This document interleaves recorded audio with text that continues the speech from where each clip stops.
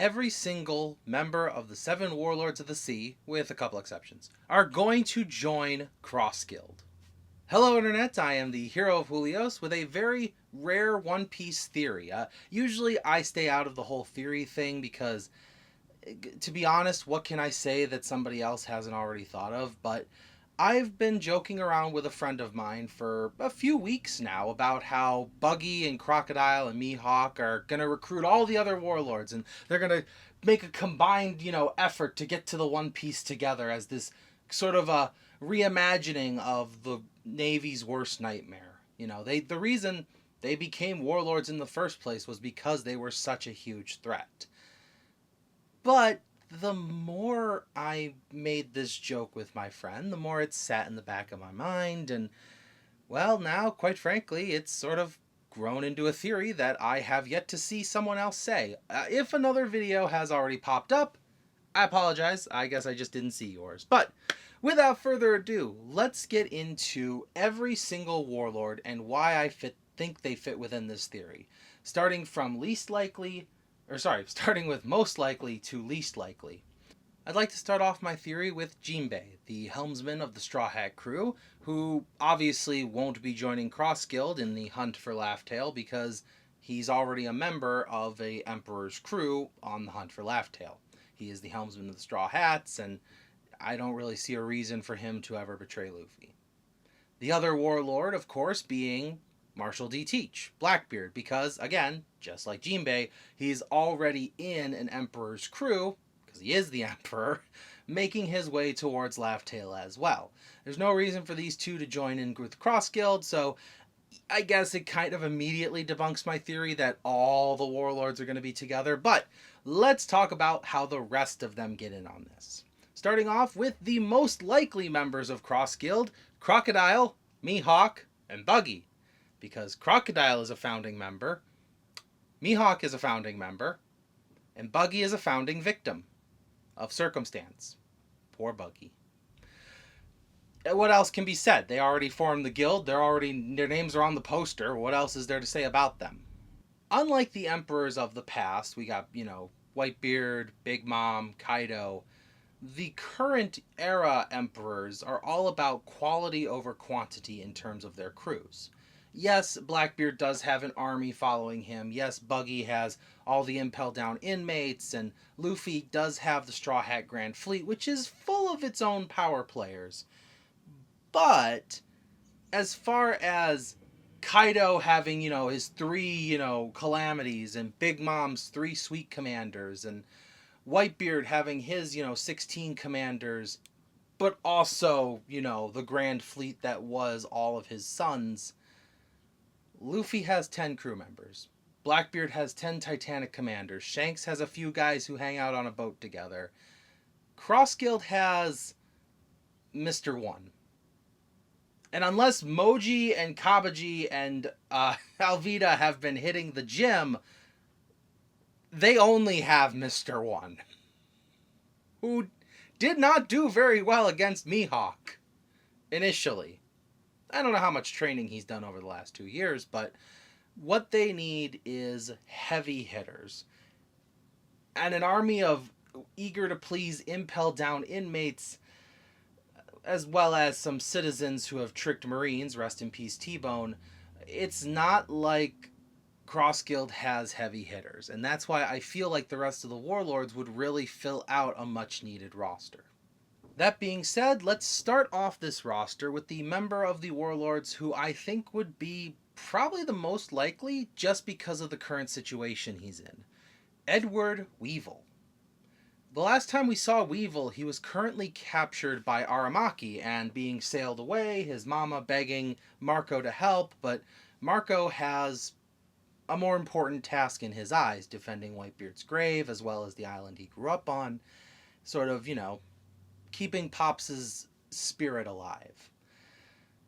But Cross Guild is currently in the act of hunting the Navy.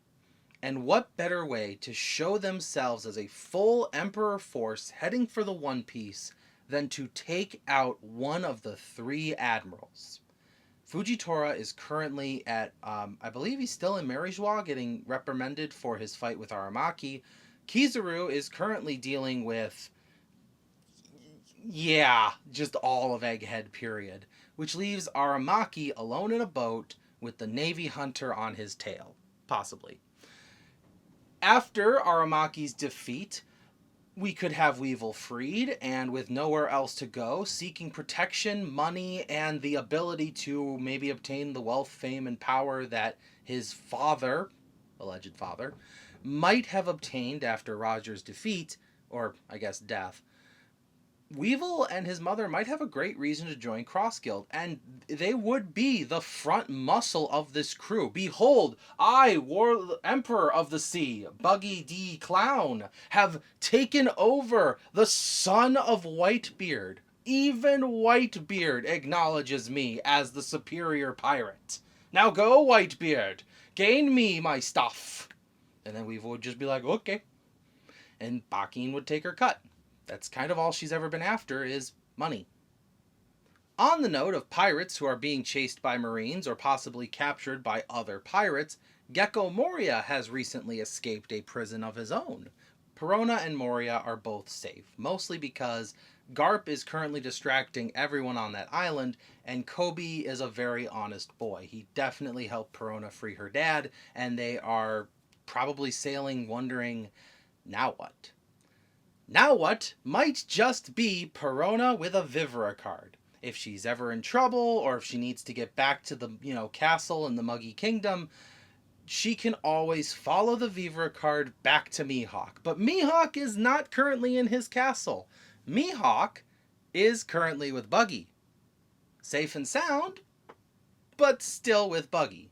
And what better way to bolster Cross Guild's numbers than to literally double it? If Moria takes each individual shadow from every single impelled down prisoner and stuffs them in zombies with Hogback's help, they can double the number of soldiers that Cross Guild has available, so long as they fight at night. But I can see them resorting to a dirty tactic like that. So, wait for the cover of nightfall, put all the shadows in the zombies, throw all the men out there, they all fight alongside their zombie brethren, they take out pretty much an entire island worth of Navy soldiers, and right before the sun rises, Moria just commands the shadows to go back. Just like that, you have the entire army safe from their one weakness, the sun. As long as Moria stays somewhere safe and comfortable, which he loves to do, that I don't see a problem here. I don't see an argument Moria could have. He's safe, he has an army, he's heading towards the One Piece, he could, be a viable position for the Pirate King. And also Perona's safe, which is really important to me, but that's just me. From here on out, I will openly admit I am stretching, I am really reaching for answers or choices or options here, because every other warlord has a fantastic reason to not join Cross Guild. So bear with me on this, because we're starting with Trafalgar Law.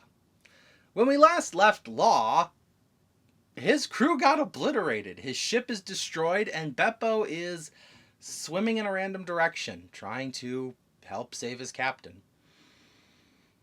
They need a Yonko to help them. They need the power of one of the four emperors backing them up right now. And currently, Luffy is on Egghead, dealing with Egghead. Just Egghead things. He can't help Law right now. Blackbeard literally is the reason Law needs help right now, so he can't help. And Shanks is currently on Elbaf. It's way too soon to see Law again, narratively speaking. So what else would there be for Law to ally himself with? Kaido? Gonna go swim back to, Onigashima, be like, hey, Yamato, Momonosuke, nice to see you guys again. Any chance you guys know where Kaido landed after that volcanic eruption? No. That being said, joining Cross Guild might be a very easy way for Law to at least reunite with Luffy later when everyone converges at Laugh-Tale. Honestly, that's really all I can think of, is Law would just also make a great doctor for this crew. Beppo, would just kind of take law wherever and beg for help. Mihawk's a trustworthy guy for the most part. I mean, he willingly trained Zoro. He's nice to an extent, and Buggy's harmless. And let's face it, if I was going to put money on Crocodile versus Law, I think I would actually lean Law. Now, I know what you're thinking. Of the final three, who would be the easiest to add to the crew? It's Doflamingo. But not because Doflamingo is easy to obtain. Crocodile was offered a while ago for Doflamingo. Doflamingo offered him to join his crew. He said, you know, Crocodile, if you join me, we can take over this war together. We'll kill Whitebeard and we'll kill Sengoku and I don't know, maybe we'll kill Luffy and Ace too, just to show we can. And Crocodile was like, I get to be in charge. And Doflamingo was like, well, no, I would be in charge since I proposed this and I've got the cool sunglasses and I'm, you know, sitting on top of Diamond Jozu, and you are currently not sitting on top of Whitebeard Commander, so who's physically higher up in this situation? And Crocodile's like, well, thanks but no thanks, maybe later. Well, it's later, Croco boy, and you're the one in the position of physically, literally higher up than anyone else could be right now compared to Doflamingo, who is in level 6 of Impel Down. So rewind time with me a little bit to the beginning of the video where I said Aramaki would be defeated. I did not say killed. What if, in order to obtain more power, Cross Guild defeated Aramaki to show off to the government how strong they are, and then kept him? Because, let's face it, we need to see an epic showdown between Aramaki and someone else, and Aramaki versus Cross Guild might be cool, given Crocodile could dehydrate him, but he also has a dehydrate power, so it's kind of... what happens when you plant a tree in sand? You get a coconut tree. Anyways, but Aramaki being defeated, see Prism Stone, all that good stuff, they could have a prisoner exchange. You let Doflamingo out, we give you back Aramaki. No questions asked, nobody fights, just a prisoner exchange.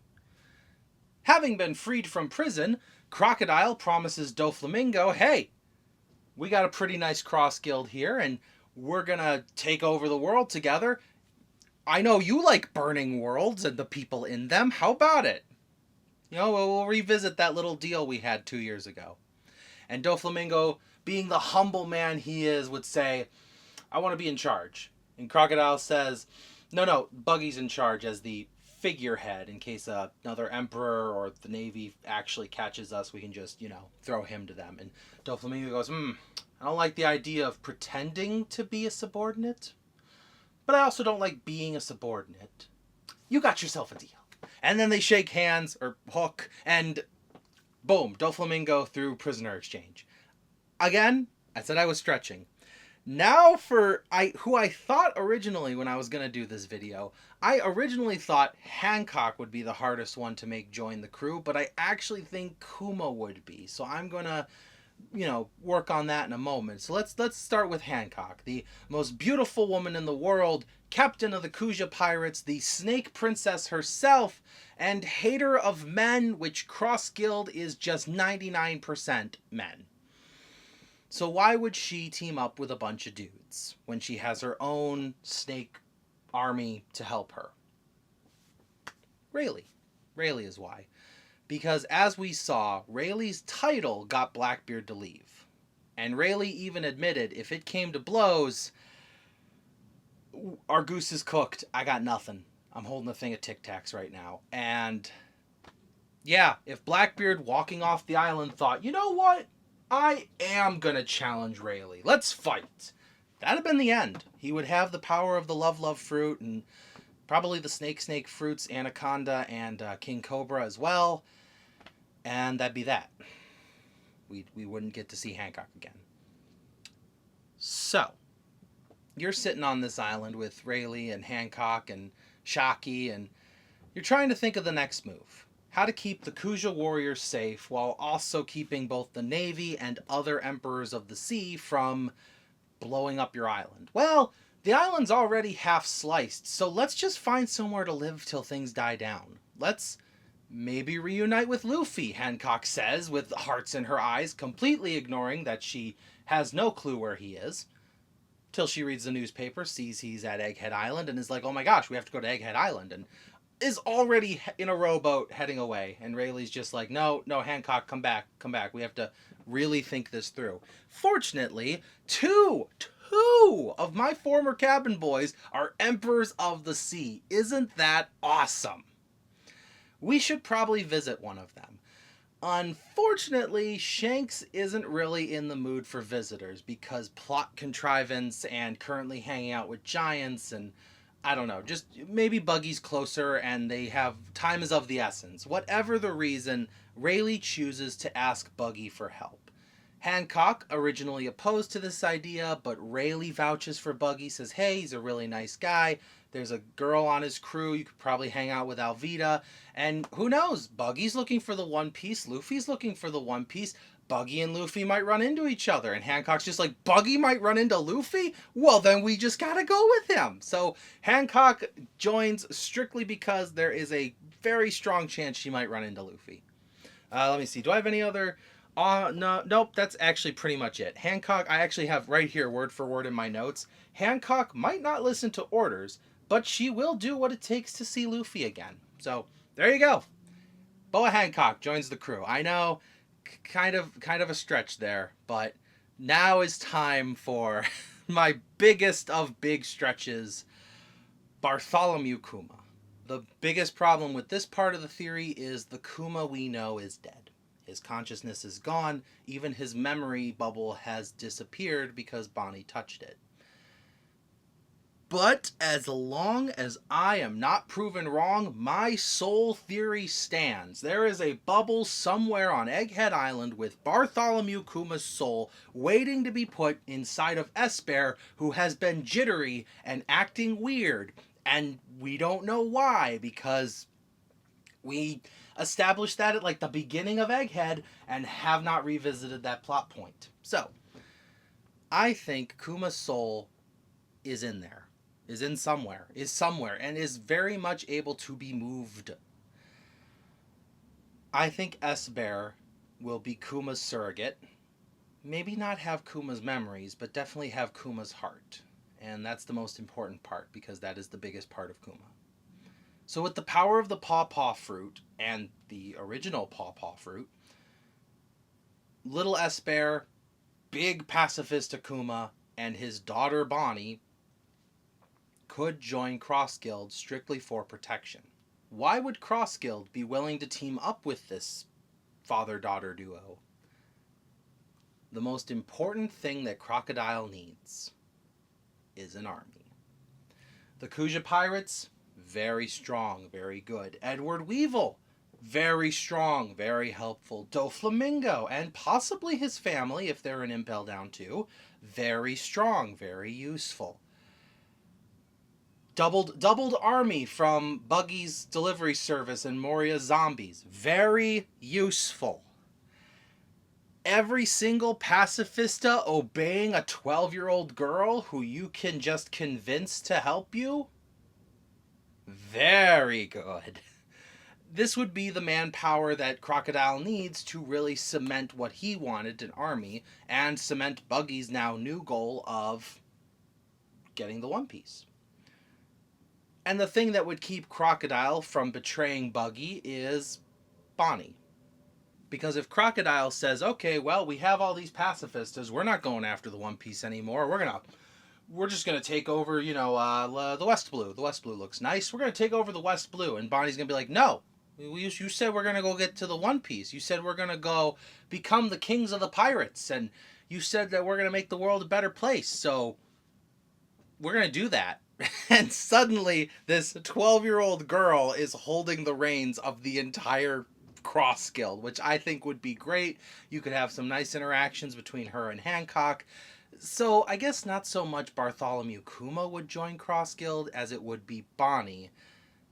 Because, well, I think that's just a great place for her to be. It would be a safe place for her to be because the Marines can't just chase after Bonnie if she is currently in the middle of the maximum security, surrounded by all the other warlords, as well as the buggy delivery service, as well as the Kuja pirates, as well as an army of pacifistas, plus a seraphim. And who knows, maybe the other seraphims too. That really just depends on the Vegapunk situation. So there you have it. That's how I believe every single warlord is going to join Cross Guild, except for Jinbei and Blackbeard, because again, already part of Yonko Crew's, and that's how we're going to get them all back together by the end of the adventure. Now, inevitably, this many warlords in a room together are going to have infighting, there's going to be betrayal, but that can all happen during the final battle once the good warlords, we got Law, we got Hancock, we got Bonnie, they'll reunite with Luffy and be on his side in the final battle. Cross Guild will be its own faction, Buggy will be running around because he'll be free of all obligation, and whatever happens at that point happens. Do I think this is going to happen? I mean, maybe. That's why it's a theory video. If it doesn't, I'm not going to be devastated, but I think this would be a really cool way to recreate the threat of the Warlords of the Sea. So let me know in the comments below, am I stretching way too much? Do you actually think there's some plausibility? Do you think there are reasons the other warlords would join that I myself did not come up with? Regardless, thank you for watching as always, and I will see you in the next video. This is the Hero of Julios, Xing out.